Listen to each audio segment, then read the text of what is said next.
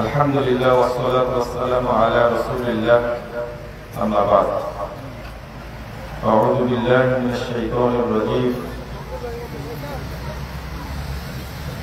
يا أيها الذين آمنوا ادخلوا في السلم كافة ولا تتبعوا خطوات الشيطان إنه لكم عدو مبين وقال تعالى قل الحق من ربكم فمن شاء فليؤمن ومن شاء فليكفر إنا أعتدنا للظالمين نارا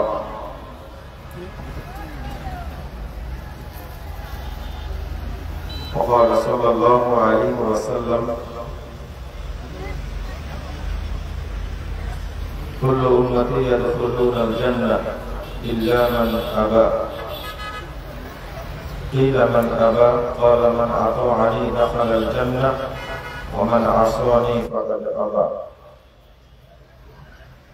رواه البخاري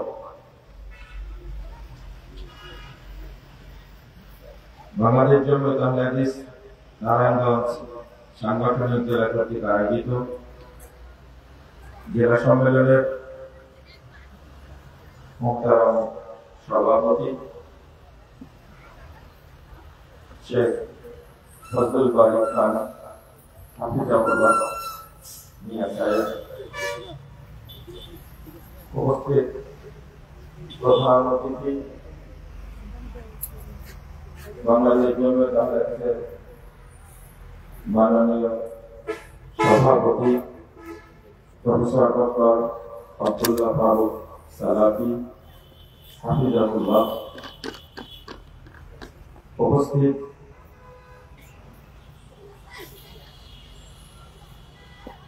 জমিয়ত সুলতান আহলে হাদিসের সম্মানিত সংগ্রামী সভাপতি আব্দুল্লাহ ফারুক হাফিজাহুল্লাহ, উপস্থিত নারায়ণগঞ্জ জেলা জমিয়ত সুলতানের দায়িত্বশীল বৃন্দ, সুধী মন্ডলী,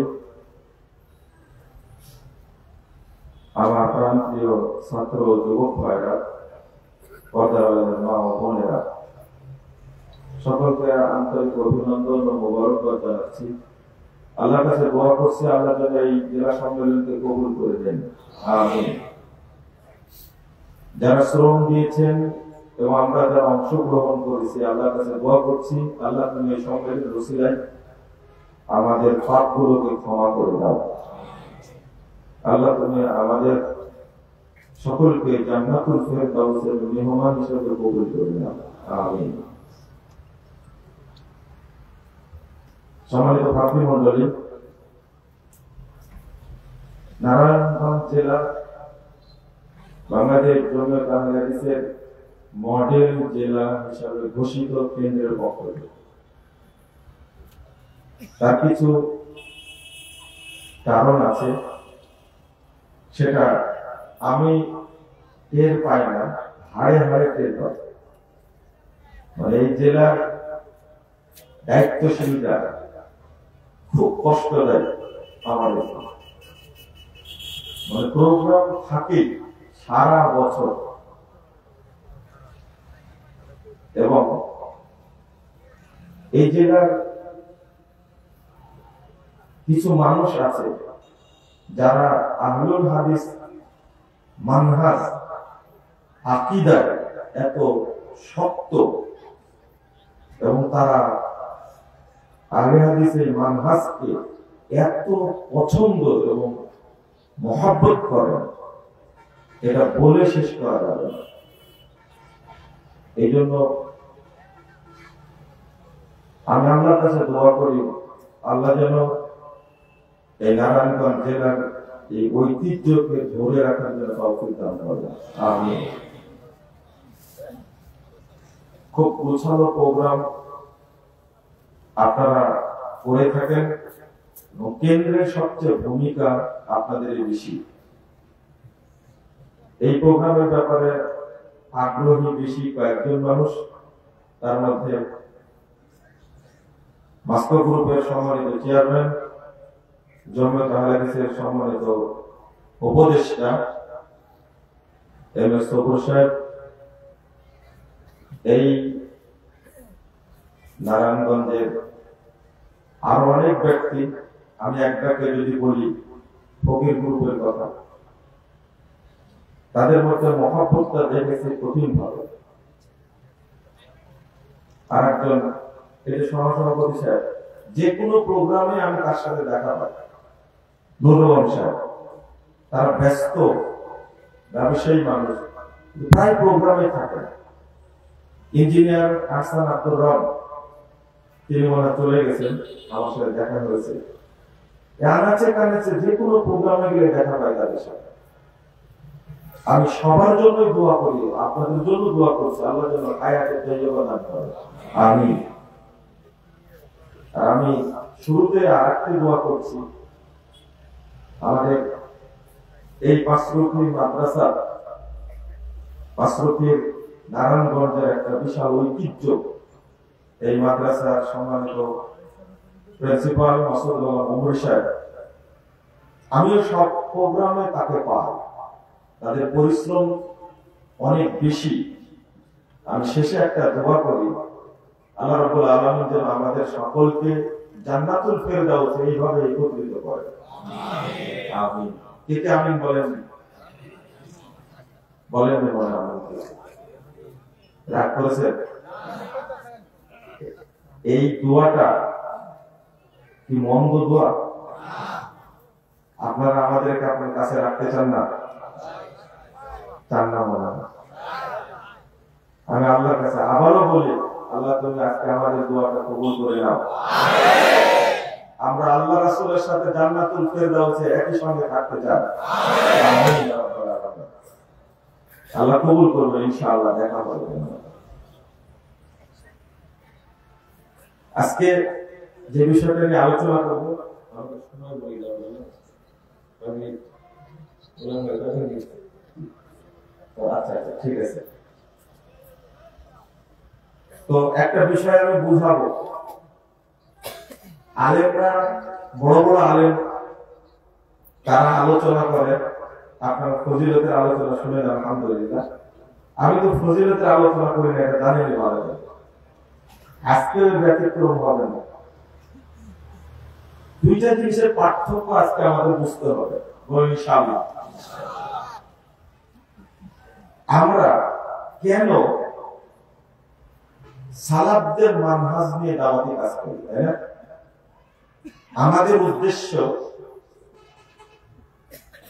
সালাফদের মানহাজের উপরে চলা এবং মূল টার্গেট আল্লাহ সন্তুষ্টি অর্জন করে জান্নাতে যাওয়া।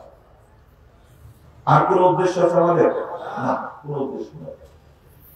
এই সহিহ দাওয়াত এবং বাতিল দাওয়াত, দাওয়াতে রাহমানিয়াত আর দাওয়াতে শয়তানিয়াত,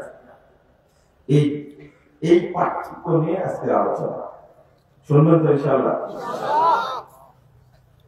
এটা নিয়ে আমরা দাওয়াতি কাজ করি। এই পার্থক্যটা বোঝানোর চেষ্টা করেছেন এবং পরিশ্রম করেছেন প্রচুর বাংলাদেশ জমিয়ত আল হাদিসের সম্মানিত প্রতিষ্ঠাতা আল্লামা আব্দুল্লাহ আল কাফি আল কুরাইশি রাহিমাহুল্লাহ। আপনারা যারা আহলে হাদিস পরিচিতি করেছেন, যারা অনুসরণীয় ইমানদারের নীতি পড়েছেন, অনেকের পড়া নাই, তবে পড়বে। ছোট্ট একটা বই, আহলে হাদিস আন্দোলন ও উহার বৈশিষ্ট্য, এটা আহলে হাদিস পরিচিতি শেষ দিকে আপনারা পড়বেন। টার্গেটটাই ছিল মানুষকে হকটা বোঝানো, হক কোনটা বাতিল কোনটা সেটা বোঝানো। যা ইতিপূর্বে করে গেছে রাসূল সাল্লাল্লাহু আলাইহি ওয়াসাল্লাম, সাহাবায়ে কেরাম, তাবেঈনে ইজম, তাবেঈন, মুহাদ্দিস উলামায়ে কেরাম, ইমামগণ, যুগ যুগ ধরে যারা সালাফদের মানহাজ ফলো করেছেন, তারাই প্রচেষ্টাই করে গেছেন। আল্লাহ রাব্বুল আলামিন বলছেন 29 নম্বর আয়াত সূরা কাহফ, কুলিল হাক্কু মির রাব্বিকুম ফামান শাআ ফালইউমিন ওয়া মান শাআ ফালইয়াকফুর। মুহাম্মদ সাল্লাল্লাহু আলাইহি ওয়াসাল্লাম আপনি বলুন, আল হাক্কু মির রাব্বিকুম, হক আসে তোমাদের প্রভুর পক্ষ থেকে। হক কেবল আল্লাহই দেন, এটা আল্লাহ রাসূলের উপরে আয়াত নাযিল করে আল্লাহ বলছেন। তো হক এসেছে আল্লাহর পক্ষ থেকে। আল্লাহ বলছেন ফামাযা বাদাল হাক্কি ইল্লা দালাল, হকের পরে ভ্রষ্টতা আর গুমরাহি ছাড়া আর কি থাকতে পারে? আল্লাহর পক্ষ থেকে যে এসেছে হক, আর আল্লাহ ছাড়া অন্য যেগুলো এসেছে সেগুলো কি? বাতিল। সেটা হলো দলাল, ভ্রষ্টতা, গুমরাহি। আল্লাহ বলছেন ফামাযা বাদাল হাক্কি ইল্লা দালাল, হকের পরে ভ্রষ্টতা সাথে কিছু নাই। আল্লাহ বলছেন মান শাআ ফালইউমিন, যার ইচ্ছা আল্লাহ প্রেরিত হকের প্রতি ঈমান আনবে, অর্থাৎ হক মেনে চলবে। মান শাআ ফালইয়াকফুর, যার ইচ্ছা এই হকের সাথে কুফরি করবে। ইন্না আ'তাদনা লিয-যালিমিনা নারা, আল্লাহ বলছেন নিশ্চয় যারা সীমা লঙ্ঘন করবে, এই হককে প্রত্যাখ্যান করবে, আমরা তাদের জন্য জাহান্নামকে প্রস্তুত করে রেখেছি। আল্লাহর ঘোষণাটা পরিষ্কার। আল্লাহ বলেন ইয়াকযুবুল হাক্কা আলাল বাতিল ফায়াদমাহু ফাইদা হুয়া যাহিক। আল্লাহ হকটাকে বাতিলের উপর নিক্ষেপ করে আর বাতিলকে একবারে থেতলে দেন। ফাইদা হুয়া যাহিক, তখন বাতিল একবারে চূর্ণ বিচূর্ণ হয়ে যায়। আল্লাহ রাব্বুল আলামিন বাতিলকে কিভাবে চিত্রিত করতেন? ওয়াল হাক্কা ওয়া ইউবতিলুল বাতিল ওয়ালাউ কারিহাল মুজরিমুন। আল্লাহ বলেন হকটাকে হক বলে প্রতিষ্ঠা করে, বাতিলকে বাতিল বলে প্রমাণ করে, যদিও অপরাধীরা অপছন্দ করে। আল্লাহ রাব্বুল আলামিন বলেন কুল জাআল হাক্কু ওয়া জাহাকাল বাতিল ইন্নাল বাতিলা কানা যাহুকা। আপনি বলুন হক এসেছে, বাতিল চুরমার হয়েছে। ইন্নাল বাতিলা কানা যাহুকা, বাতিল চুরমার হওয়ারই যোগ্য, বাতিল নিশ্চিহ্ন হওয়ারই যোগ্য। কথাগুলো সব আল্লাহ রাব্বুল আলামিন বলেন। রাসূল সাল্লাল্লাহু আলাইহি ওয়াসাল্লাম বলেন কুলিল হক ওয়ালাউ কানা মুররা, হক কথাই বলবে যদিও তিতো লাগে। হকটাকে সহ্য করতে পারে না। যুগে যুগে যারাই হকের দাওয়াত দিয়েছেন তাদেরই সমস্যা হয়েছে, কারণ বাতিল অনেক, হক মাত্র কয়টা? বাতিল পথ অনেক, কিন্তু জান্নাতের পথ কয়টা?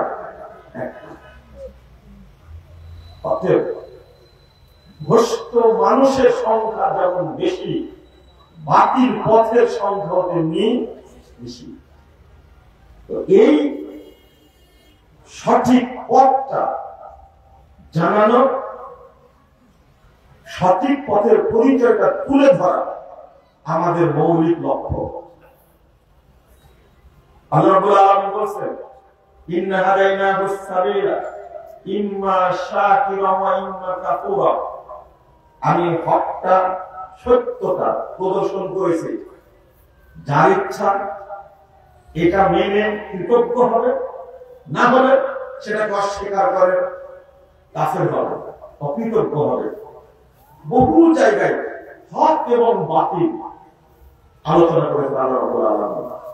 কিন্তু এত সচেতন করার পরেও অধিকাংশ মানুষ বাতিল পথে।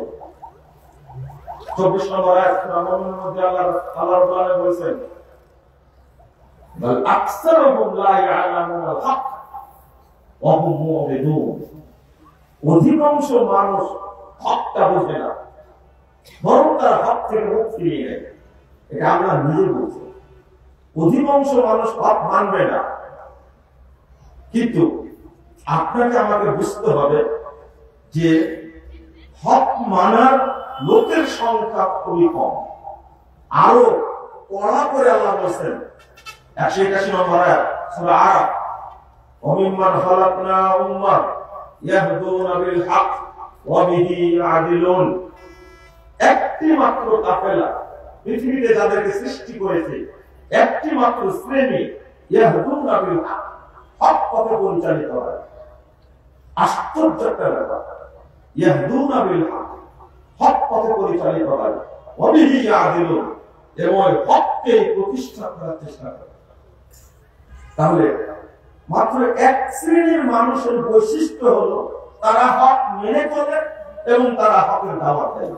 বলেন আলহামদুলিল্লাহ। একটি মাত্র শ্রেণী, আর বেশি না। আমি একটু আপনাদের কাছে সময় নেব। দেখুন রাসূল সাল্লাল্লাহু আলাইহি ওয়াসাল্লাম কিভাবে বোঝানোর চেষ্টা করেছেন। 4142 নম্বর হাদিস মুসনাদ আহমদের মধ্যে এসেছে। একটু এই দুটার পার্থক্য বুঝতে হবে। আল্লাহ রাসূল কিভাবে বোঝানোর চেষ্টা করেছে একটু খেয়াল করেন। ইবনে মাসউদ রাদিয়াল্লাহু আনহু বলেন, হাত্তা রাসূলুল্লাহ সাল্লাল্লাহু আলাইহি ওয়াসাল্লাম হাত্তা, একদিন আল্লাহ রাসূল আমাদের কাছে একটা সোজা দাগ টানলেন। টানার পরে বলেছেন, হাদা সাবিলুল্লাহ, এটা হলো আল্লাহর রাস্তা। ওয়াখাত্তা খুতুতা মান ইয়ামিনিহি ওয়া শিমালিহি। এবার ডান সাইডে অনেকগুলো দাগ টানলেন, বাম সাইডে অনেকগুলো দাগ টানলেন, এই রেখা ডানে বামে। এরপরে বলছেন, ওয়া হাদিহি সুবুলুন আলা কুল্লি সাবিল শাইতান ইয়াদউ ইলাইহি। রাসূল সাল্লাল্লাহু আলাইহি ওয়াসাল্লাম বললেন, এই সাহাবীরা শোনো, এইগুলো কিন্তু একটা রাস্তা, তবে প্রত্যেক রাস্তায় ইবলিস বসে আছে, শয়তান বসে আছে, ইয়াদউ ইলাইহি, সে তার দিকে ডাকছে। বলেন তো এই শয়তান কোন শয়তান? বলেন। হ্যাঁ, তাহলে বক্তব্য শুনেন আপনারা। ও, আমি বলতে চাচ্ছি মানুষ শয়তান না জিন শয়তান? এই যে প্রত্যেক রাস্তায় বসে আছে, এটা মানুষ শয়তান না জিন শয়তান? হ্যাঁ, জোরে বলেন। মানুষ শয়তান। আপনার শত্রু ইবলিস শয়তান বড় শত্রু না মানুষ শয়তান বড় শত্রু? ইবলিস শয়তানকে চিনেন না? চিনলে বুঝেন। আজকে দায়িত্ব দিলাম মানুষ শয়তানদেরকে খুঁজে বের করবেন। আপনি কোনদিন চিন্তা করেছেন? আমার কথা আল্লাহ নিজেই বলছেন, ওয়াকাযালিকা জাআলনা লিকুল্লি নাবিয়্যিন আদুওয়া শায়াতিনাল ইনসি ওয়াল জিন। আপনি চিনবেন না মানে চিনতেই হবে। 112 নম্বর আয়াত সূরা আনাম আল্লাহ বলছেন যে মানুষদের মধ্যে যে শয়তান এবং জিনদের মধ্যে যে শয়তান, আগে মানুষ শয়তানের কথা বলছেন। জিনদের মধ্যে থেকে ইবলিস তার সেলাপালা আমাদের ধোঁকা দেয়, এটা তো জানি, কিন্তু আল্লাহর উপর উল্লেখ করলেন মানুষদের মধ্যে থেকে শয়তান তোমাদের শত্রু। মানুষদের মধ্যে থেকে শয়তান কারা, এটা কি কোনদিন আপনারা ভেবে দেখেছেন? কেউ দেখেন না, বিশ্লেষণ করেন। আজকে দায়িত্ব দিলাম, এটা যদি চিনতে পারেন তাহলে হক চিনতে আপনার দেরি হবে না ইনশাআল্লাহ। একটা দায়িত্ব দিলাম আপনাদেরকে। তাই তো জিন শয়তানকে তো চিনি। আল্লাহ রাসূল বলেছেন, আল্লাহ বলেছেন এই জিন শয়তানদের মারা দাও। আউযু বিল্লাহি মিনাশ শাইতানির রাজিম, আউযু বিল্লাহিল আযীম ওয়া বিওয়াজহিল কারীম ওয়া সুলতানিল কাদিম মিনাশ শাইতানির রাজিম, আউযু বিল্লাহি সামিউল আলিম মিন হামজিহি ওয়া নাফসিহি ওয়া নাফসিহি। এত বড় ইবলিসের জন্য আল্লাহ যেন আমাদের পরিত্রাণ দেয়। মানুষ শয়তান থেকে পরীক্ষা চালু কি করে? বুঝেছেন কি কথা? দায়িত্ব দিলে আগে খুঁজে বের করেন, তারপর ওর থেকে পরীক্ষা চাইব। চিনেন না আপনারা? আল্লাহ রাসূল সাল্লাল্লাহু আলাইহি ওয়াসাল্লাম নিজে হাত দিয়ে কানে লেগে গেলেন, ওয়াহাদিহি সুবুলুন আলা কুল্লি সাবিল শয়তান। প্রত্যেক রাস্তায় শয়তান বলতে সে চাপিয়ে রাখছে। এরপরে আল্লাহ রাসূল ডান হাতটা একবারে সুদা দাগের উপরে রেখে বলছেন, আয়াত পেশ করছেন, দলিল পেশ করছেন রাসূল সাল্লাল্লাহু আলাইহি ওয়াসাল্লাম। আল্লাহ রাসূল বক্তব্য দিলে দলিল লাগে, পীর সাহেব বক্তব্য দিলে দলিল লাগে না। জাহেল বক্তা বক্তব্য দিলে দলিল লাগে না। ভাইরাস বক্তা দলিল বক্তব্য দিলে দলিল লাগে না। আল্লাহ নবী দলিল দিচ্ছেন। দেখেন সূরা আন-নাম 153 নম্বর আয়াত, আল্লাহ বলবো আন্না হাযা সিরাতি মুস্তাকিমা ফাত্তাবিউহু ওয়া লা তাত্তাবিউস সুবুল ফাতাফাররাকা বিকুম আন সাবিলি যালিকুম ওয়াসাকুম বিহি লাআল্লাকুম তাত্তাকুন। আল্লাহর আয়াত করে দলিল দিচ্ছেন, শুনো, ওয়া আন্না হাযা সিরাতি, নিশ্চয় এই পথটি সোজা পথটি আমার পথ, ফাত্তাবিউহু, তোমরা এই পথে অনুসরণ করবা, ওয়া লা তাত্তাবিউস সুবুল, অন্য পথে অনুসরণ করো না। করলে কি হবে? ফাতাফাররাকা বিকুম আন সাবিলি, তাহলে তোমরা এই পথ থেকে তোমরা বিচ্যুত হয়ে যাবে, পথভ্রষ্ট হয়ে যাবে। বোঝা গেল এই সিরাতে মুস্তাকিম ছাড়া অন্য পথ অনুসরণ করলে এই পথে থাকতে পারবে। যদি কোনো ব্যক্তি বাতিলের সাথে আপোষ করে তাহলে আর সিরাতে মুস্তাকিমে থাকতে পারবে না। স্পষ্ট ফাতাফাররাকা বিকুম, তাহলে এই হক পথ থেকে তোমাদের কি করে দিবে? বিচ্যুত করে দেবে। যালিকুম ওয়াসাকুম বিহি লাআল্লাকুম তাত্তাকুন, এটা আল্লাহর পক্ষ থেকে ওসিয়ত, নসিহত। এটা নসিহত না, এটা ওসিয়ত, মানতেই হবে। লাআল্লাকুম তাত্তাকুন, যেন অবশ্যই তোমরা এই অসংখ্য পথকে, পথ চলার ব্যাপারে তোমরা যেন সাবধানতা অবলম্বন করো। আনি দালালা ওয়াল ফিরকা আদ-দালালা, অর্থাৎ বাতিল ফিরকা সম্পর্কে তোমরা সাবধানতা অবলম্বন করো। আমরা কেউ সাবধান না, আমরা কেউ সচেতন না। এই হাতে আয়াত দ্বারা আপনাকে বুঝতে হবে হক পথ একটা আর বাতিল পথ অসংখ্য। এটা আপনাকে বুঝতে হবে। এইটা বোঝানোর পরে আল্লাহ রাসূল আরেকদিন বোঝাচ্ছেন। এটা বোঝালেন পথ, এবার আল্লাহ রাসূল বোঝাচ্ছেন দল। তিরমিজি 2641 নম্বর হাদিস, রাসূল সাল্লাল্লাহু আলাইহি ওয়াসাল্লাম বলেন, ইন্না বানি ইসরাঈল তাফারাকা সিনতানা সাবিনা মিল্লাহ ওয়া আফতারিকু উম্মতি আলা সালাসাতি ওয়া সাবিনা মিল্লাহ। দেখেন হকটা বোঝানোর জন্য আল্লাহ রাসূল কত পরিশ্রম করেছেন, কতগুলো আয়াত আমি তেলাওয়াত করলাম। রাসূল সাল্লাল্লাহু আলাইহি ওয়াসাল্লাম বলেন, শোনো সাহাবীরা, বানি ইসরাঈলরা বিভক্ত হয়েছিল 72 দলে, আমার উম্মত বিভক্ত হবে 73 দলে। কুল্লুহুম ফিন্নার ইল্লা মিল্লাতা ওয়াহিদা, 72 দলের সবগুলো জাহান্নামে যাবে, একটি ব্যতীত। অলমান ইয়া রাসূলুল্লাহ, আল্লাহ রাসূলকে কখন প্রশ্ন করলেন যে দলটি জান্নাতে যাবে তারা কারা? রাসূল সাল্লাল্লাহু আলাইহি ওয়াসাল্লাম উত্তর দিলেন, মা আনা আলাইহিল ইয়াউমা ওয়া আসহাবি। ইয়াউমা শব্দটা উল্লেখ করেছেন মুস্তাদরাক হাকিমের মধ্যে আসছে। মা আনা আলাইহিল ইয়াউমা ওয়া আসহাবি, আগামীকালের দায়িত্ব আল্লাহ রাসূল নিতে চাননি। তিনি বলেছেন, আমি এবং আমার সাহাবীরা আজকে যে পথের উপরে আছি এই নীতির উপরে যারা থাকবে তারা জান্নাতে যাবে। আগামীকালের দায়িত্ব নিয়ে বলেছেন, মা আনা আলাইহিল ইয়াউমা, আজকের দিনে আমি এবং আমার সাহাবীরা যে নীতির উপরে আছি এই নীতির উপরে যারা থাকবে তারা জান্নাতে। এটা তো বুঝালেন দল। এখানে একটা জিনিস বলে রাখে, ৭৩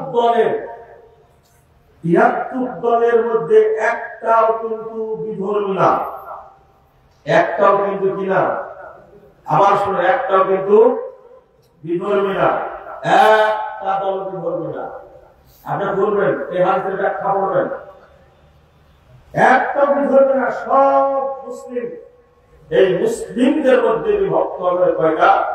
৭৩টা। এদের মধ্যে মনে করেন ৭৩ কোটি। জান্নাত হবে কয়টা? আর আমি বাকি ৭২ কোটি। আপনাকে খোঁজার দায়িত্ব দিলাম, এটার মধ্যে একটা বিধর্মী নেই, সব মুসলিম, সব পরিচিতরা মুসলিম, কিন্তু ভাগ হবে ৭৩-৭২ জাহান্নামে। এখন আপনি আমি দায়িত্ব দিলাম, একটা খুঁজে পাচ্ছেন না, ৭২টা খুঁজে পাবেন, তাই না? ৭২টা খুঁজে পাওয়া যায় না। যেমন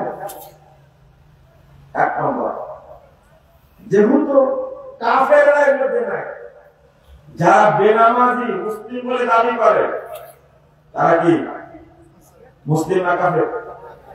যারা বেনামাজি নামাজ পড়ে না তারা মুসলিম না কাফের? সন্দেহ আছে? তাহলে এরা বের হয়ে গেল। তাহলে ৭২ দলের মধ্যে এরা না। ২ নম্বর, যারা বড় শিরকে লিপ্ত, মাজার পূজারী, কবর পূজারী, পীর পূজারী, তারা মুসলিম না মুশরিক? মুশরিক। ৭২ দলের মধ্যে এরা আছে? এরাও না। এবার খুঁজতে থাকেন আপনি, দায়িত্ব দিলাম। যারা খাম্বা পূজা করে, পূজা করে না, পাথর পূজা করে, গাছ পূজা করে, যারা তাগুতের পূজা করে, তারা মুসলিম না মুশরিক? এবার খুঁজে বের করেন ৭২ দলের কারা। আমি পাইনি, আমি পাইনি। সুদা কথা, কেউ যদি মাজারে চেষ্টা করে আর একটু খোলা করলে কষ্ট পাবেন। যারা বিশ্বাস করে আল্লাহ সর্বত্র বিরাজমান, এটা কি ইসলামী আকীদা না কুফরি আকীদা? যারা বিশ্বাস করে আল্লাহ নিরাকার, এরা কুফরি আকীদা, ইসলামী আকীদা? কুফরি আকীদা। যারা বিশ্বাস করে নবী এখনো মরেনি, নবী কি জীবিত আছে, এটা কি কুফরি আকীদা না? রাগ করছেন? ইমাম ইবনে বাজ রাহিমাহুল্লাহকে জিজ্ঞেস করা হয়েছিল, মাইয়া আল্লাহ ফি কুল্লি মাকান, যে বিশ্বাস করে আল্লাহ সর্বত্র বিরাজমান, হাল ইউসাল্লা খালফা, তার পিছনে কি নামাজ হবে? তিনি শাখায় উত্তর দিচ্ছেন, শাখা বুঝেন? বুঝেন না মনে হয়? একবার উত্তর দিচ্ছেন কিভাবে? বুঝলেন?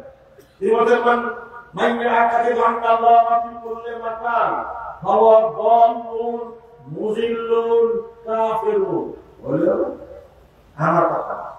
এবার রাহিমাহুল্লাহ বলছেন যে যে ব্যক্তি বিশ্বাস করে আল্লাহ সর্বত্র বিরাজমান, সে কত ভ্রষ্ট, সে মানুষকে কত ভ্রষ্ট করে, সে কাফির।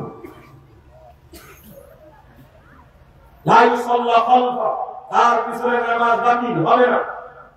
ওয়ালা ইত্তাখাযু ইমামা, তাকে ইমাম বানানো যাবে না। বালিয়াজিবু আলাল মাসউলিন আন ইউবাইনিহু, মসজিদের দায়িত্বশীলদের উপর বড় ওয়াজিব হলো ওই ইমামকে বিতাড়িত করা। এরপরে বলবে ইস্তাতাব, তওবা করো, ওয়াইলা কুতিলা আলাইহিম, তওবা না করলে হত্যা করবে কারা? মানব সরকারি বাহিনী তাকে হত্যা করবে। ইমাম ইবনে বাজ রাহিমাহুল্লাহ ডাইরেক্ট ফতোয়া, যারা এই কুফরি আকীদায় বিশ্বাস করে তারা কি ৭২ দলের মধ্যে পড়লো না? এবার খুঁজে ৭২ দল, আমি খুঁজে পাই না, আপনার খুঁজে দেখতে দিলাম। আপনি বলেছেন সবই তো ৭২ দলে, ৭২ দলের লোক কি খুঁজে পাওয়া যায়? রাসূল সাল্লাল্লাহু আলাইহি ওয়াসাল্লাম বুঝাচ্ছেন, এখানে আর একটা হাদিস বলতেই হচ্ছে, ৪৫৯৭ নম্বর হাদিস আবু দাউদের মধ্যে এসেছে। রাসূল সাল্লাল্লাহু আলাইহি ওয়াসাল্লাম বলেছেন, ওয়াহিদাতুন ফিল জান্নাহ, একটি যাবে জান্নাতে, এই সনদ সহিহ। আর তিরমিজির হাদিসের সনদ হলো হাসান। ওয়াহিদাতুন ফিল জান্নাহ, একটি যাবে জান্নাতে, ওয়াহিয়াল জামাআহ, এটাই হলো ঐক্যবদ্ধ জামাতবদ্ধ একটা দল। চিহ্ন থেকে আপনি জান্নাতে যেতে পারবেন, ওই স্বপ্ন আপনি দেখবেন না। ওয়াহিয়াল জামাআহ, এদের নামটা হলো আহলুস সুন্নাহ ওয়াল জামাআহ। আরেকটা হাদিস আসছে আহলুস সুন্নাহ, আর এটা হলো ওয়াহিয়াল জামাআহ। আহলুস সুন্নাহ ওয়াল জামাআহ এটা হলো হাদিসের শব্দ, নবী মুহাম্মদ সাল্লাল্লাহু আলাইহি ওয়াসাল্লামের কথা। কথা মনে পড়লো? এবার তারও চেষ্টা লাগবে। বিভ্রান্তি ছড়ায় এক শ্রেণীর মানুষ, জাহেলি হাদিস বলে পরিচয় দেওয়া যাবে না, সালাফি বলা যাবে না, আহলুস সুন্নাহ ওয়াল জামাত বলা যাবে না। সব বলা যাবে, কিন্তু শুধু আহলুল হাদিস বলা যাবে না। বুঝলেন এই কথা? তরমুরাই বলা যায়, কোনো সমস্যা নাই। আক্রোশী বলা যায়, কোনো সমস্যা নাই। ভাত ভান্ডারি বলা যায়, কোনো সমস্যা নাই। ফুরফুরা বলা যায়, কোনো সমস্যা নাই। কুতুববাগী বলা যায়, কোনো সমস্যা নাই। দেওয়ানবাগী বলা যায়, কোনো সমস্যা নাই। জামাত ইসলাম বলা যায়, সমস্যা নাই। তাবলীগ জামাত বলা যায়, সমস্যা নাই। শুধু আহলে হাদিস বলে কামড়াই, তাই না? এটা হাদিসের শব্দ। সালাফি বললে সমস্যা। কেন বদনাম করেন ভাই? সবগুলো বাতিল করে দেন। এখন এই ৭৩ দলের নাম কি? মুসলিম। ও এই হাদিসটা মানে আল্লাহ নবী বুঝতেন না, আপনি বেশি বুঝেন, তাই না? রাসূল সাল্লাল্লাহু আলাইহি ওয়াসাল্লাম বলেছেন এই ৭৩ মুসলিম গোষ্ঠীর মধ্যে যারা জান্নাতে যাবে, দুইটা পরিচয় বললেন, মা আনা আলাইহি ওয়া আসহাবি, যারা সালাফদের মানহাজ মেনে চলবে তারা জান্নাতে যাবে। আরেকটা হলো ওয়াহিয়াল জামাআহ। আল্লাহ নবী ভুল করেছেন তাহলে? হাদিস বুঝতে হলে ৫ বছর মাদ্রাসায় ভর্তি হবে না, না হলে মদিনা বিশ্ববিদ্যালয়ে যান। আল্লাহ হাদিস মাদ্রাসায় ভর্তি হলে হাদিস বুঝতে পারবেন ইনশাআল্লাহ। ২২ বছর বুখারী পড়ানোর পরেও মুরব্বি বলছে আমার সামনে, আরে এক রাকাত বেতের যে হাদিস বুখারীতে কষ্টই পড়েনি। ২২,০০০ বছর পড়ালে তুমি পড়বে? পড়বে কোনদিন? কিছু এই বুখারীতে নাই, এক রাকাত বেতের হাদিস নাই, চোখে পড়েনি কেন? চলেন আল্লাহ সেটা বুঝাচ্ছেন, সেটা হলো দল বুঝাচ্ছেন, এবার আমল বুঝাচ্ছেন। ওই হাদিসের মধ্যে আছে অচিরে তাতারা বিহিল কালাহুয়া কামা কাতাল কালাম সাহিবি লা ইয়াকসামিহু ইলমুন ওয়ালা বাসরুন লা তাহু। রাসূল সাল্লাল্লাহু আলাইহি ওয়াসাল্লাম আগে পথ বুঝালেন, তারপরে দল বুঝালেন, এবার বুঝাচ্ছেন আমল। কি বুঝাচ্ছেন? আমল। খুব তাড়াতাড়ি অনেকগুলো আমল তৈরি হবে। আমল মানুষ তৈরি করবে তার মতো মানুষের যেমন বক্স বের হয়। বক্স বোঝেন? বক্স বোঝেন আপনারা? কি বসন্ত বলে? শরীরে বের হলে কোন জায়গায় বাকি থাকে? হ্যাঁ, আরেকটা কালাপ বলা হয়েছে, ওই যে জল আতঙ্ক বলে না, কুকুরে কামড়ালে। কোনদিন ডাক্তার এখানে শুনেছেন আপনি কুকুরে কামড়ালে কি হয়? ও পানি দেখলে ঢুকতে, পানি দেখলে কি ঢুকতে। ডাক্তারের কাছে শুনবেন, আমার সংজ্ঞাটা মনে হয় এটা দেখবেন। রাসূল সাল্লাল্লাহু আলাইহি ওয়াসাল্লাম উদাহরণ দিয়েছেন এমনিতে না, পুরো শরীরটা একবারে ওই কুকুরের বাচ্চার কীটে শরীরটা ভর্তি হয়ে যাবে। না আল্লাহ সাল্লাল্লাহু আলাইহি ওয়াসাল্লাম বলেন কোন জুড়া বা কোন রোগ কোন জায়গা যেমন বাকি থাকে না, ঠিক এই ভ্রান্ত দলগুলো এত জাল আমল তৈরি করে পুরো সমাজকে জড়িয়ে ফেলে দেয়। এটা কিন্তু হাদিসেরই অংশ। আমি উদাহরণ দিতে গেলে ফেলে দেন আপনারা, জাল আমলে ভর্তি করবে। এবার আমল দ্বারা পার্থক্য করলেন রাসূল সাল্লাল্লাহু আলাইহি ওয়াসাল্লাম কিভাবে বোঝাচ্ছেন। এবার আমরা একটা হাদিস বলছেন, দায়ীদের পার্থক্য করে দিলেন। মুহাম্মদ রাসূলুল্লাহ সাল্লাল্লাহু আলাইহি ওয়াসাল্লাম যেভাবে বলেছেন আজকে ওইভাবে দেখতে পাবেন। মসজিদে যাবেন, মাদ্রাসায় যাবেন, সচিবালয়ে যাবেন, সংসদে যাবেন, সব জায়গাতে বাতিল দুয়ার আমল দিয়ে দেশটাকে ভর্তি করে দিয়েছে। ওযু করবেন, ওযু দোয়া লিখে রাখছে, আলহামদুলিল্লাহ আলা দীনিল ইসলাম, আল ইসলাম হাক্কুন ওয়াল কুফরু বাতিলুন আল ঈমানু নূরুন ওয়াল কুফরু যুলমাতুন। বিসমিল্লাহ কই ওযু করার সময় রাসূল সাল্লাল্লাহু আলাইহি ওয়াসাল্লাম কে আল্লাহ শিখিয়েছেন কি বলা? বিসমিল্লাহ। সাহাবীরা বলতেন বিসমিল্লাহ, তাবিঈরা বলতেন বিসমিল্লাহ, তাবিঈরা বলতেন বিসমিল্লাহ, মুহাদ্দিস উলামায়ে কেরাম বলতেন বিসমিল্লাহ। আর বাংলাদেশের প্রোডাক্ট হলো প্রোডাক্ট হলো আলহামদুলিল্লাহ আলা দ্বীন ইসলাম। আল ইসলাম হাক্কুন ওয়াল কুফরু বাতিলুন আল ঈমানু নূরুন। ওযুর দোয়া বলে ওযু আর লেখা আছে। ওযুর কুস্তি শেষ, এই ইংলিশে দোয়া এটা কেমনে চলে? ওযু করে মসজিদে ঢুকবে, ওযুর ভিতরে যেটা করেছে ঘাড় মাসা করার পর ধরে আছে, হাত ধোয়ার সময় এক ধোয়া, মুখ ধোয়ার সময় এক ধোয়া, আর যদি পেশাব করার কথা বলি তো আর ঝামেলা দেয়। পুরো দেশে পানি থাকার পরেও টিস্যু দিয়ে বাথরুমটা পচায় রাখছে।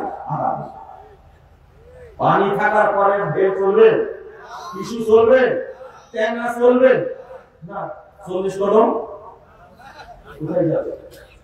হাদিসে যেভাবে আসছে লা ইলাহা ইল্লাল্লাহ রাসূলুল্লাহ তাআলা একবার সব জায়গায় তৈরি করেছে, যেখানে যাবে সেখানে বেদাতি আমলে সাল আমলে করতে হবে।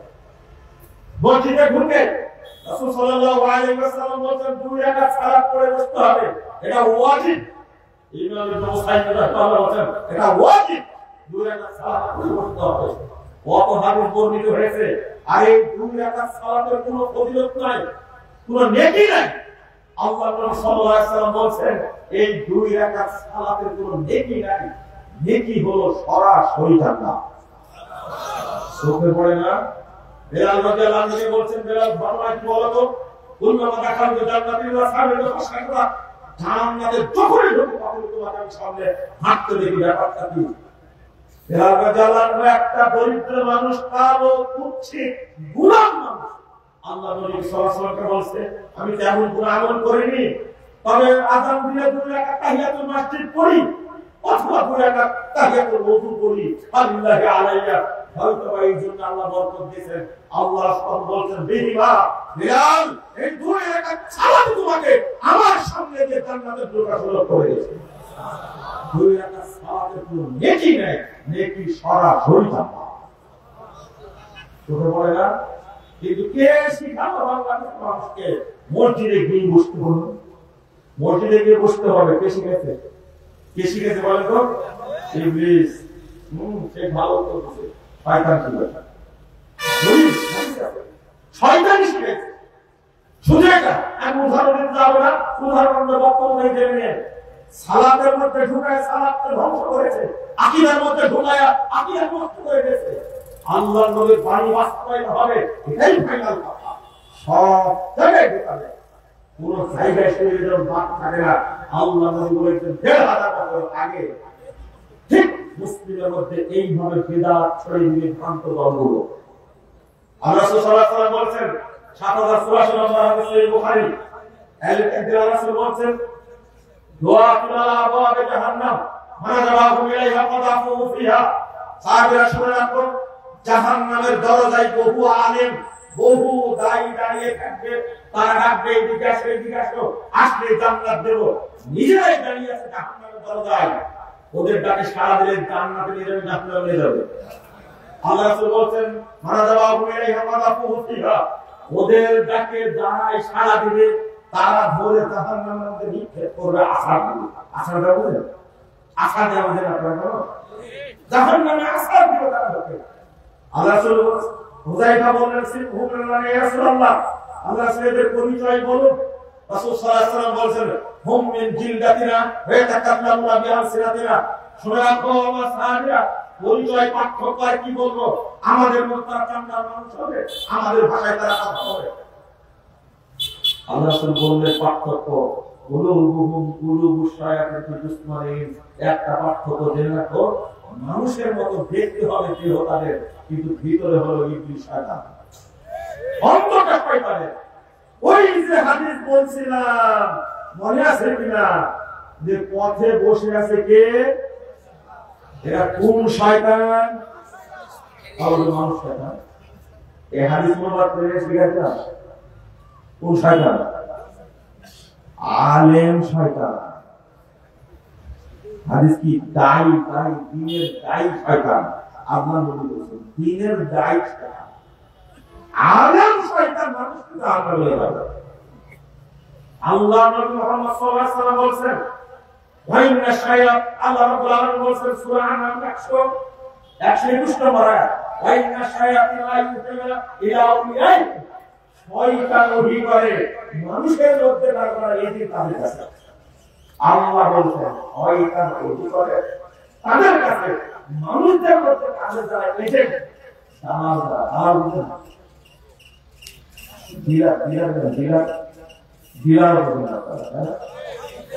নারায়ণগঞ্জের সব ব্যবসায়ী বাংলাদেশের শ্রেষ্ঠ ব্যবসায়ী পরিবেশ দালালও বুঝেন না, সামসাও বুঝেন না, ডিলারও বুঝেন না, কি বুঝেন না? এজেন্ট বুঝেন, এজেন্ট ইবলিসের এজেন্ট। আল্লাহ বলছেন এরপর ইজাদিলুকুম, তারা বিকল্প করতে হবে তোমাদের সাথে। ওয়াইনা কাতুমুহুম, শোনো যদি এই শয়তানের এজেন্টদের তোমরা যদি আনুগত্য করো, ইন্নাকুম লা মুশরিকুন, তোমরাও মুশরিক হয়ে যাবা। কথা মানো না, আল্লাহ কথা ভালো করে শুনবেন। একবার রেফারেন্স দিন 121 নম্বর আয়াত পড়তে পারবেন, যাচাই করবেন আল্লাহর ওয়াস্তে। আমি বলছিলাম আল্লাহ আসলে এত সুন্দর করে বোঝানোর চেষ্টা করেছেন, জাতি বুঝলো না। আল্লাহ বোঝানোর চেষ্টা করেছেন, জাতি বুঝলো না, মানুষও বুঝলো না। হক এবং বাতিল পার্থক্য। দলিল যেখানে আছে সেখানে জান্নাত আছে, যেখানে দলিল নাই সেখানে কি? বলেন দলিলের অনুসরণ করবেন না দলের অনুসরণ করবেন? দলিল। আমিরের পূজা করবেন না আল্লাহর পূজা করবেন? যখন আপনি মারা যাবেন কবরে ঢোকা মাত্র বলেন তো দেখি ওখানে আপনার নেতাজি থাকবে?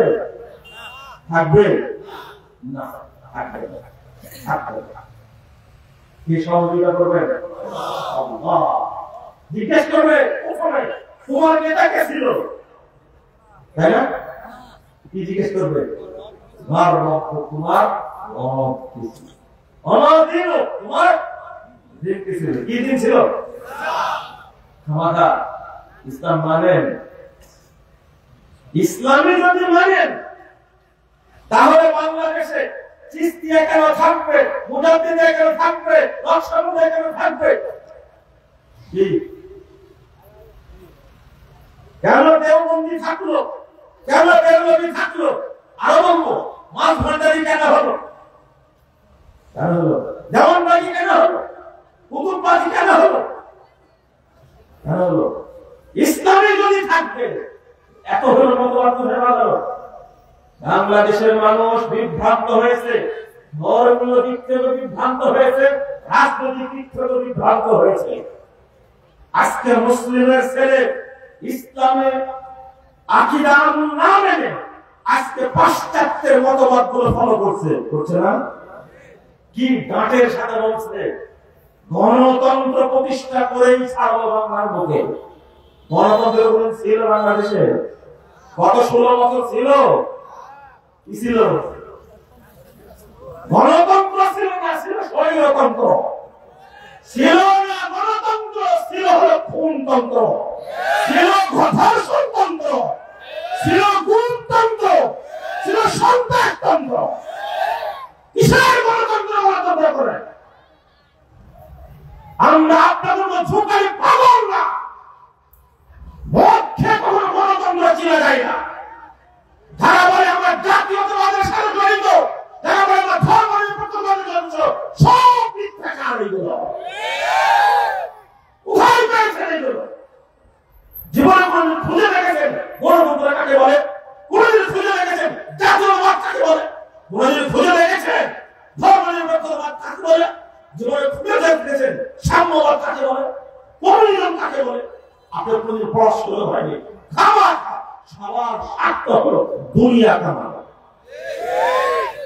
একটা দল আসে দেশকে ধ্বংস করে চলে যায়,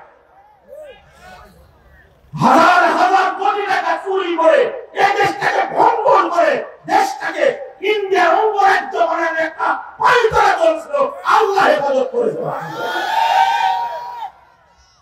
আমরা এই দেশের সন্তান না, এই দেশে পড়াশোনা করিনি, আপনাদের রক চিনি না,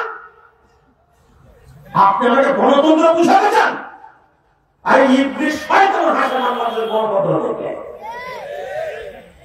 যারা শিক্ষিত মানুষ তাদেরকে বোঝানোর চেষ্টা করি। আমরা অল্প বয়সী মানুষ, কিন্তু পড়াশোনা তো করি বড় বড় মানুষের বই যারা লেখে গেছেন। আপনি বই লুকাতে পারবেন? ফাইজলামি বন্ধ করুন। সুন্দর একটা পথ তৈরি হয়েছে, আমি ডক্টর ইউনূস সাহেবকে বলবো এখন আপনি ঘোষণা করুন ইসলামের সংবিধান অনুযায়ী এই দেশ পরিচালিত হবে। এখানে বাংলাদেশে 90% মানুষ মেনে নেয় ইনশাআল্লাহ। আমরা গণতন্ত্রে খাই, এই দেশ হলো মুসলিম রাষ্ট্র, ইসলামী নীতি আয়োগে পরিচালিত হবে ইনশাআল্লাহ। এখন চলছে কিভাবে? সৌদি আরবের দিকে তাকিয়ে দেখুন, ওখানে কোনো সংবিধান আছে? সংবিধান হলো কোরআন এবং সুন্নাহ। আলহামদুলিল্লাহ ঘোষণা করে আপনি সংবিধান করবেন বলে কে? আপনাকে কে অধিকার দিয়েছে? আল্লাহ রাব্বুল আলামিন বলেন আল্লাহু শুরাকাউ শারা'উ মিনাদ-দ্বীন মা লাম ইয়াযান বিহিল্লাহ। 21 নম্বর আয়াত আল্লাহ সূরার মধ্যে আছে, আল্লাহ রাব্বুল আলামিন বলেন তাদেরকে সংবিধান তৈরির অধিকার কে দিয়েছে? আল্লাহ যদি কিয়ামতের ফয়সালা না রাখতেন এদেরকে ধ্বংস করে দিতেন। আপনি সংবিধান প্রণয়নকারী কে?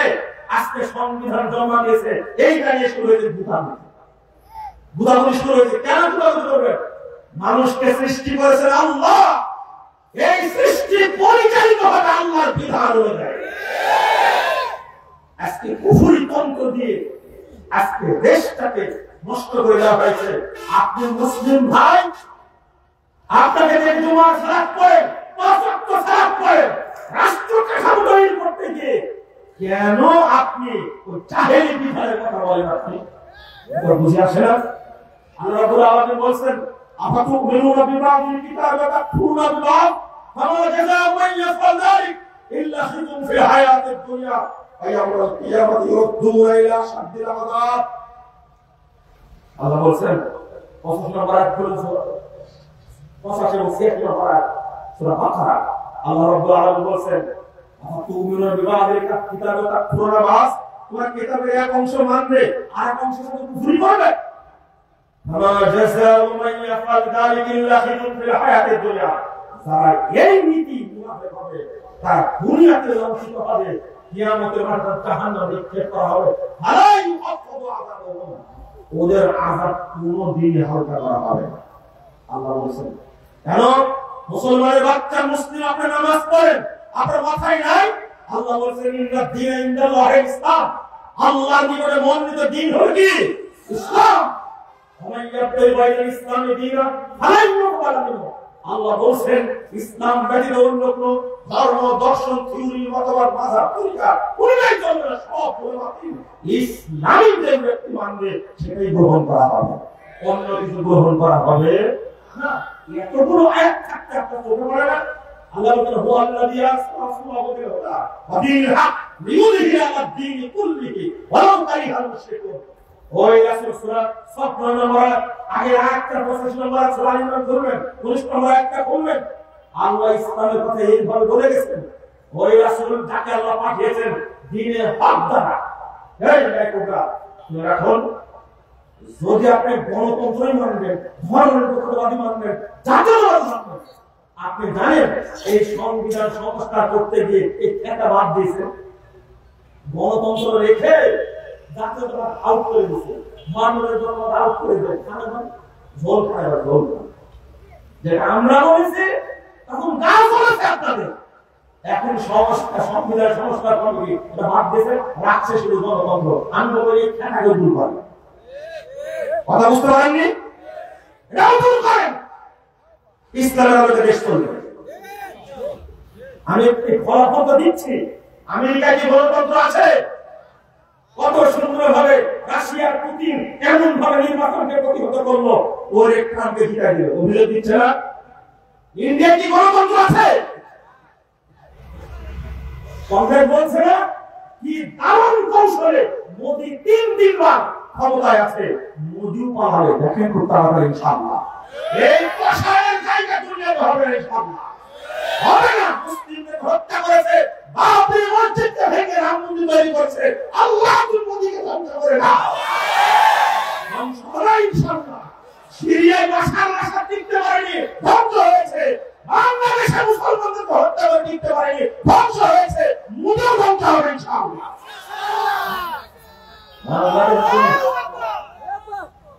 শোনেন, তাকবীর না, বক্তব্য শুনেন, বুঝার বিষয়, বুঝতে হবে এটা। জাতীয়তাবাদ কাকে বলে? ও সুফিবাদ তো বুঝেন, তাই না? কোন দিকে যাবেন আপনি? আজকে সুফিবাদের পাল্লায় পড়ে বাংলাদেশটাকে সুফিদের অন্তর্ভুক্ত করা হয়েছে। শুধু আহলে হাদিস বাদ দিয়ে বাকি যত দল আছে বাংলাদেশে সবগুলো সুফিবাদ বিশ্বাসী, অথচ কুফরি মতবাদ। কি মতবাদ এটা? সুফিবাদের মূল দর্শন হলো, ইসলামের দিকে গেলে এই দিকে আমি বলতে পারবো না, টাইম প্রায় শেষের দিকে যাচ্ছে। আমি বলছি যে যদি এই ধর্মভিত্তিক যে আকীদা, এটা যদি বুঝাতে যায় আপনাকে, তাহলে টাইম লাগবে। আজকে ধর্মভিত্তিক আকীদা নামে চলছে সুফিবাদ। সুফিবাদের মূল উদ্দেশ্য হলো মানুষকে আল্লাহ বানানো। বলেন নাউজুবিল্লাহ, বলেন। এটা সুফিবাদের মূল দর্শন, যেটা গোপনে চালাচ্ছে হলো তারা এই যে টঙ্গীর দল দিয়ে সারা দেশে দেওবন্দি বেরলভীরা ষড়যন্ত্র করে সমস্ত মানুষকে কাফের বানাচ্ছে। তাবলীগের স্বরূপ আমার একটা লেখা বই আছে, দলিল আগে দিয়ে রক্ত বলে দিলাম। কি ভয়ঙ্কর একটা সুফিবাদ, এটাই চালাচ্ছে বাংলাদেশে। এই সুফিবাদ চলবে না। শিক্ষিত মানুষগুলো কেন বুঝে না? পীরতন্ত্রের মূল হলো সুফিবাদ। এই সুফিবাদ আমদানি করেছে, একটু এক মিনিট না বললে হবে না। সেই বাইজিদ বোস্তামি নিজেই নিজেকে আল্লাহ বলে দাবি করতো।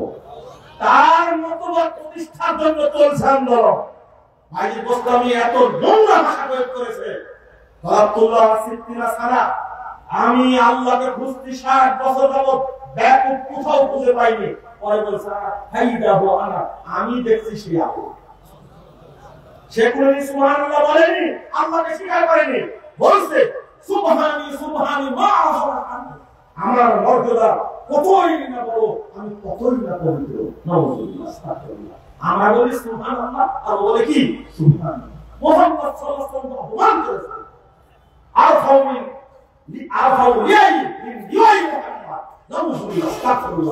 মুহাম্মাদের মর্যাদা চেয়ে আমার মর্যাদা অনেক বেশি। বাংলাদেশের মানসুর আল্লাহকে মুজাদ্দিদ খেতাব দিয়ে সারা বছর বিবরণ করছে, অথচ মানসুর আল্লাহকে ফাঁসে ধরে হত্যা করা হয়েছে। এই ব্যক্তিটা পেশাব খানে বিক্রি করত। ওর থেকে শুরু হয়েছে পীরের পানের পিঠ খাওয়া, পীরের পেশাব খাওয়া শুরু হয়েছে বাংলাদেশে। ওই সুন্নাত জারি করছে। এই মানসুর আল্লাহ নিজেই বলছে না আল্লাহ এবং আমি দুইজন রূপ আল্লাহ না বাদার এখন এক দেহের মধ্যে শামিল হয়ে গেছে। বলেন নাউযুবিল্লাহ, আস্তাগফিরুল্লাহ। আরো নোংরা কথা আছে, আমি এই কবুল রাখলাম। এই বাংলাদেশের ধর্মভিত্তিক যে দলগুলো আছে সবগুলো সুফিবাদের অন্তর্ভুক্ত। এগুলো থেকে আমাদের বিরত থাকতে হবে। আল্লাহ যদি হেফাজত করে, বলেন আমিন। আজকে তরুণ ভাই আপনাদেরকে বলি, আহলুল হাদিসদের আদর্শ আকীদা আপনাকে বার বলি, আমার বই পড়লেন না, আল্লামা আব্দুল্লাহ কাফির কুরাইশ সাহেবের আপনি পড়েন, আপনাদের পরিচিতি, আপনি মুসলিম কমিউনিজম পড়েন, একটু পড়লে আপনার কাছে পরিষ্কার হয়ে যাবে। আমাদের কাছে পরিষ্কার হয়েছে। আজকে আমাদের সন্তানদের দ্বারা সারা বাংলাদেশে আন্দোলন পরিচালিত হলো। যদি তাদের তাওহীদ জানা থাকতো, মূর্তি ভাঙার সাথে সাথে আগে মাজারগুলো ভেঙে দিত। শেখ মুজিবের মূর্তিকে শ্রদ্ধা করে আমার জানা নাই, কেউ থাকতে পারে। তবে বাংলাদেশে কোটি কোটি মানুষ প্রতিদিন মাজার পূজা করে মুশরিক হচ্ছে। আগে দরকার মাজারগুলো ভেঙে দেওয়া, তাই না? কি দরকার? মাজারগুলো ভেঙে দেওয়া। বন্ধু আমার, আমি একটু টান দিই, আপনি একটু বুঝেন। ধর্মের জাতীয়তাবাদ কাকে বলে? আগে জাতীয়তাবাদ বলি, ন্যাশনালিজম 1789 খ্রিস্টাব্দে 1789 খ্রিস্টাব্দে এই মতবাদ ছড়িয়ে পড়ে ইউরোপ থেকে। কোথায় থেকে? ইউরোপ থেকে।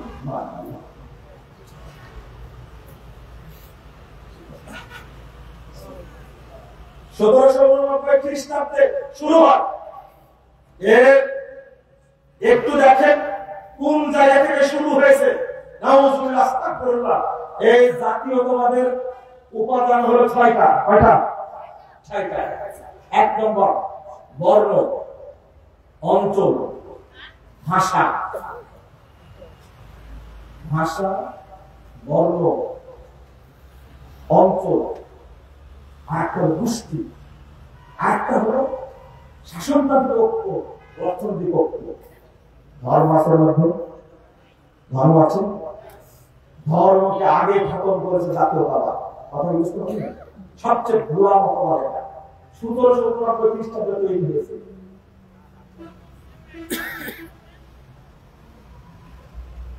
ধর্ম কি অপরাধ করলো? কি অপরাধ করলো ধর্ম? নাইকানের মধ্যে। আবার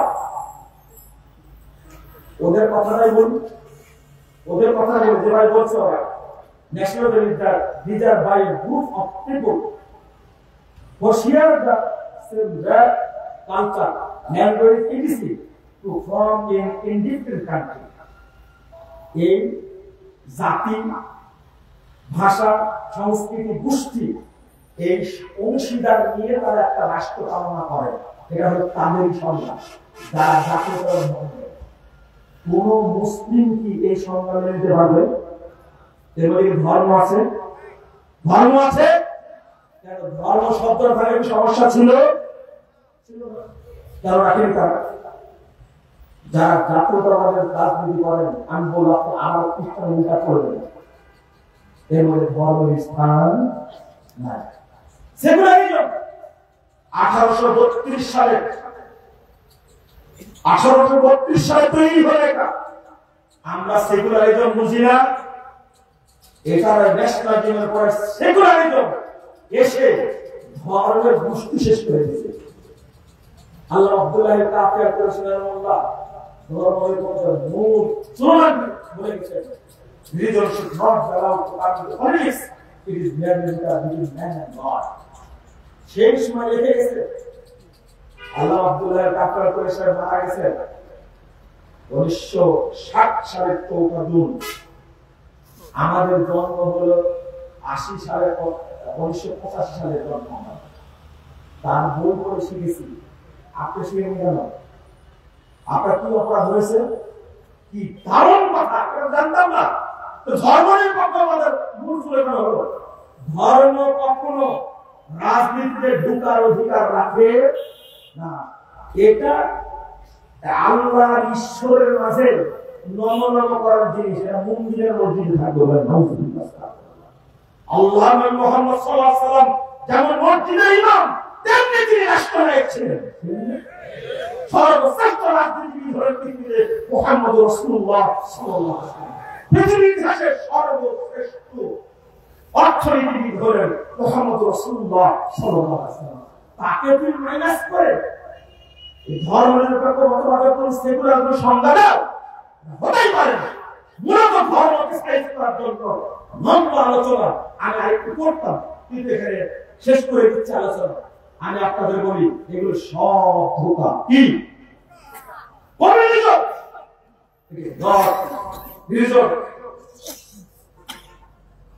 লা হাওলা ওয়ালা কুওয়াতা ইল্লা বিল্লাহ, আস্তাগফিরুল্লাহ, আস্তাগফিরুল্লাহ। এই সিরিজমের কমিউনিজমের কথা বলতে গিয়ে কারণ নিজে বলছে ইট ইজ দ্য আফিম, এই আফিম hand of god must be destroyed. এটাও শিখেছে কাবি সাহেবের বই থেকে। কারণ বলছে ধর্ম মানুষ তৈরি করেছে, বলেন নাউযুবিল্লাহ, আস্তাগফিরুল্লাহ। ইট ইজ দ্য আফিম, এটা হলো নেশার মতো। আমরা কেউ মধ্যে মসজিদে যাই, এখানে মধ্যে এসেছে আল্লাহ কদমত দিয়েছে আমাদের উপরে। The end of God must be destroyed. অর্থাৎ মানুষের ভিতরে যে আল্লাহর ধারণা আছে এটাকে বের করে দেয়। তার ছাত্র এঙ্গেল বলছে the first word of religion is life, faith of Allah, আল্লাহর প্রতি বিশ্বাস, ধর্মের প্রথম কথাটা মিথ্যা। আমরা কি বলি বলেন তো? আমানতু বিল্লাহি, বলি না? আমানতু বিল্লাহি ওয়া মালাইকাতিহি, বলি না? এটা কত সুন্দর করে বলছে। দেখো যে ধর্মের প্রথম কথাটাই কি? মিথ্যা কথা। বলে নাউজুবিল্লাহ, আস্তাগফিরুল্লাহ। কোন ব্যক্তি কমিউনিজমের সাথে জড়িত থাকতে পারে না। কোন ব্যক্তি ধর্মনিরপেক্ষ মতবাদের দাবিদার হতে পারে না মুসলিম, জাতীয়তাবাদের দাবিদার হতে পারে না মুসলিম। মুসলিমের একমাত্র নিশানা হলো ইসলাম, যেটা আল্লাহ রাব্বুল আলামিন নাযিল করেছেন মুহাম্মদ সাল্লাল্লাহু আলাইহি ওয়াসাল্লামের উপরে। এর বাইরে যেতে পারি গণতন্ত্র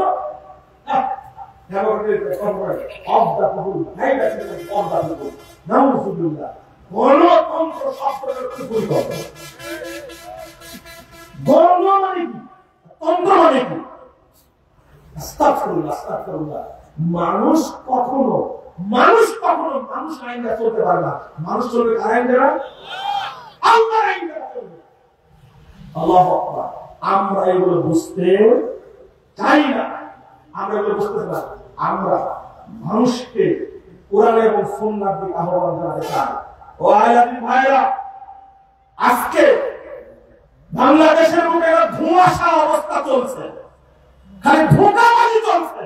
এই ধোঁকাবাজি থেকে আমাদেরকে বেরিয়ে আসতে হবে, আমাদেরকে এই পথে নামতে হবে। যুগ ধরে যারা কোরআন এবং সুন্নাহর প্রতিনিধিত্ব করেছে, তারাই দেশ এবং জাতির জন্য কিছু করেছে। যারা কুফরের সাথে জড়িত, বিদাতের সাথে জড়িত, শিরকের সাথে জড়িত, আল্লাহ রাব্বুল আলামিন তাদের দ্বারা কখনো খেদমত নেননি। ব্রিটিশ বিরোধী আন্দোলনের কথা মনে হয় আপনাদের? কেন মনে থাকবে না? আহলুল হাদিসগণ যে পরিশ্রমটা করেছে, আল্লামা শাহ ইসমাইল ব্রিটিশ বিরোধী আন্দোলনের সিপাহ সালার, তিনি কি শুধু যুদ্ধই করেছেন ইংরেজদের বিরুদ্ধে? তিনি লেখেননি তানবীরুল আইনাইন ফি ইসবাত রাফিল গায়ব, এই বইটা তিনি লিখলেন কেন? সব রফুলের পক্ষে হাদিস আছে, সব হাদিসগুলো তিনি বর্ণনা করেছেন। কত সুন্দর ভাবে এটা বর্ণনা করে শেষের দিকে যে 39 পৃষ্ঠায় বলছেন, তারা ওয়ানসাফ, বন্ধু পাঠক, তুমি একটু ইনসাফ করো, তুমি একটু ভাবো, ওয়ালা তাকুন মিনাল মুনকারিন, সন্দেহবাদীদের অন্তর্ভুক্ত হবে না। এরপরে তিনি বলছে, আউযু বিল্লাহি আন আকুনা মিনাল মুতাআসসিলিন, আমি আল্লাহর কাছে পরিত্রাণ চাচ্ছি, আমি যেন এই মাযহাবী গোলামির অন্তর্ভুক্ত না হই। আলহামদুলিল্লাহ। তাকবীরাতুল ঈমান লিখে গেছে, সেটা রিসালাতুত তাওহীদ নামে অনুবাদ বের হয়েছে। তিনি লিখলেন তাকবীরাতুল ঈমান, আর তার শিরোনাম দিলেন রিসালাতুত তাওহীদ, তাওহীদের বার্তা। এই মুহাদ্দিসের লিখতে গিয়ে তিনি লিখছেন আশিরকু ফিল ইলম, আশিরকু ফিল আদাব, আশিরকু ফিল ইবাদা, আশিরকু ফিল মুআমালা, আশিরকু ফিল খাউফ। এত সুন্দরভাবে বিস্তারিত সংজ্ঞা দিয়েছেন। সেই যুগের কথা বলছি। ওই সময়ে সৌদি আরবের আলেমরা এইভাবে শিরককে বিশ্লেষণ করে নাই, কিন্তু আল্লামা ইসমাঈল শহীদ রাহিমাহুল্লাহ তিনি বিশ্লেষণ করে তাকবীরাতুল ঈমান বইয়ের মধ্যে। আমি কোনটা বলতে যাব? সাইয়েদ আহমদ শহীদ, তিনি ছিলেন আমিরুল জিহাদ। তারা দ্বীনের সংস্কার করেছেন, ব্রিটিশদের বিরুদ্ধে সংগ্রাম করেছেন। মালাগার ইতিহাস তৈরি হয়েছে, পেশোয়ার ইতিহাস তৈরি হয়েছে, আসফাকের ইতিহাস তৈরি হয়েছে। আজকে আমরা যদি ঘুমিয়ে থাকি, দাওয়াতি কাজ না করি, আল্লাহ আমাদের এমনি বিজয় দিবেন? না না, বিজয় পাওয়ার সম্ভাবনা নাই। এরপরে শেষ কথা, আমাদের 10 মিনিট সময় দেওয়া শেষ হয়ে গেছে। শেষ কথা, আজকে আহলে হাদিস ভাইরা দলে দলে বিভক্ত, আরো চক্রান্ত চলছে কিভাবে বিভক্ত রাখা যায়। কোন আহলে হাদিস ভাই আগামীতে কখনো এই বিভক্তির মাঝে পা দিবেন না, বলেন ইনশাআল্লাহ। আগামীতে 7 এবং 8 তারিখ বাইপাইলের সম্মেলন হবে, আহলে হাদিসদের সেরা সম্মেলন ইনশাআল্লাহ। আপনারা উপস্থিত থাকবেন? কে কে থাকবেন না হাত তুলেন? কে কে যাবেন না হাত তুলে আগে জানতে চাই। বুঝলেন কথা? আচ্ছা ঠিক আছে, যাবেন কে কে হাত তুলে? আল্লাহ তুমি আমাদের কবুল করবেন, আমিন। সম্মেলন হবে এবার জমিয়ত আহলে হাদিসের সম্মেলন হবে, ঐতিহাসিক সম্মেলন ইনশাআল্লাহ। যত আলেম উলামা আসছে বা সকল যুগের ইতিহাস ব্রেক হয়ে যাবে ইনশাআল্লাহ। থাকবে না কোন ইতিহাস, এই ইতিহাস ডুবে যাবে ইনশাআল্লাহ। আমি বলছি আপনাদেরকে, আর শেষে একটা আবেদন করবো আপনাদেরকে, এরপর একটা সম্মেলন হবে, কানা ঘুষা চলছে, দোয়া করবে আল্লাহ যেন কবুল করে। বহু জায়গায় বলছি, আমি ইতিমধ্যে বলা শুরু করেছি, আহলে হাদিসদের মধ্যে যদি বিভক্তি না থাকে, একজন বিভক্ত থাকবে না, সবাই একটা করে শামিল হবে ইনশাআল্লাহ। যদি কেউ ভুল করে থাকে, যদি আমাদের কারণে বিবেকের কারণে যদি কেউ ভুল করে থাকে, আল্লাহ তাকে সংশোধন হওয়ার তৌফিক দিবেন ইনশাআল্লাহ। আগামীতে ঢাকার রাজধানীর মুখে শহরের উদ্যানে আহলে হাদিস জাতীয় সম্মেলন অনুষ্ঠিত হবে ইনশাআল্লাহ। সেই সম্মেলনে কেউ থাকতে পারবে না, আপনার বাড়িতে সবাই যেতে হবে যাবেন ইনশাআল্লাহ। আপনি কি ঐক্য চান? শোনেন, ব্রিটিশ বিরোধী আন্দোলনের সময় লেগেছিল 90 বছর। মূল কারণ কি ছিল? মূল কারণ কি ছিল? মূল কারণ ছিল বিভক্তি। যখন ওলামায়ে কেরাম বুঝলেন এই বিভক্তি দূর করতে হবে, বাজারে শুয়াব কাবাইন কতুরো রসুমে কুনকে সালাসিল কতুরো এই দিনে মুহতাম এই ইত্তেফাক কে দুনিয়া মে তাওহীদ হবে হিসাব। বিখ্যাত বলি ছড়িয়ে ফেললে ছড়িয়ে দিলেন একটা, যত দলীয় বিভক্তি রয়েছে ভেঙে সব চুরমার করে দাও, যত রসম রেওয়াজে মাসালা মধ্যে ইখতিলাফ আছে সবগুলো চুরমার করে দাও। এই দিনের মুহতাম এই ইত্তেফাক এখানে রয়েছে, দিনের নির্দেশ এখানে রয়েছে, বিজয়ের দরজা কে দুনিয়া মে তাওহীদ হবে হিসাব। দেখবে তাওহীদের পতাকা আসমানের নিচে পপ করতে শুরু করছে। ঐক্যবদ্ধ হলেই তবেই বিজয় আসবে ইনশাআল্লাহ। তার আগে বিজয় আশা করা যাবে না। ও একদিকে ঐক্য কামনা করবেন আর একদিকে বাড়িতে বসে সমালোচনা করবেন, হবে? দারমিয়ানে কারে দরিয়া তাকতা মানা কাদা বাজি গিয়ে গিয়া ধামান আর মাটন বসিয়া বাস, তরঙ্গ বিক্ষুব্ধ নদীর মাঝে বেঁধে দিলেন ওরে তক্তাল, তরঙ্গ বিক্ষুব্ধ সাগর মাঝে বেঁধে দিলেন ওরে তক্তাল, বলে দিলেন সাবধান আসল যেন ভিজে না যায়। ভয়কার বিশাল সাগরের মধ্যে তক্তার উপরে ছেড়ে দেবো, যাই পার হয়ে যাবি, কাপড় যেন না ভিজে, পারবে? তারা দিচ্ছেন এখান থেকে আহলে হাদিসদের ঐক্যবদ্ধ হওয়া উচিত, সবাই ঐক্যবদ্ধ কাজ করা উচিত। বাড়িতে সমালোচনা করলে হবে? মাঠে নামা লাগবে, আমরা ঐক্যবদ্ধ আছি। কথা বুঝলেন না? আল্লাহ তুমি আমাদের কবুল করো, আমিন। খবরদার এই ভ্রান্তির মধ্যে, এই ভ্রান্তি রাষ্ট্রের মধ্যে বসবাস করার সুযোগ নাই। আমরা সবাই ঐক্যবদ্ধ আছি, বিভক্ত থাকবে না। আল্লাহ তুমি আমাদের কবুল করে নাও, আমিন। দোয়া করার সাথে একটা আল্লাহুম্মা আল্লিফ বাইনা কুলুবিনা বলেন, আমিন বলেন শুধু, আমিন। আল্লাহুম্মা আল্লিফ বাইনা কুলুবিনা, আমিন। রব্বানা ইগফির লানা ওয়া ইখওয়ানিনা আল্লাযীনা সাবাকুনা বিল ঈমান ওয়া লা তাজআল ফী কুলুবিনা গিল্লান লিল্লাযীনা আমানু ইন্নাকা রাউফুর রহিম। আল্লাহ তুমি আমাদের দোয়া কবুল করো, আমিন।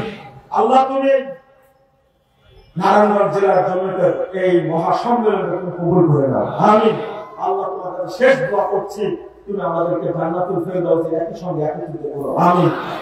আমাদের প্রধান অতিথি, আজকের সম্মেলনের সম্মানিত প্রধান অতিথি বাংলাদেশ জমিয়ত আহলে সভাপতি, তিনি মঞ্চে এসে গেছেন।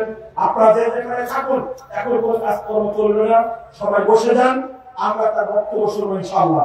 জাযাকুমুল্লাহু খাইরান।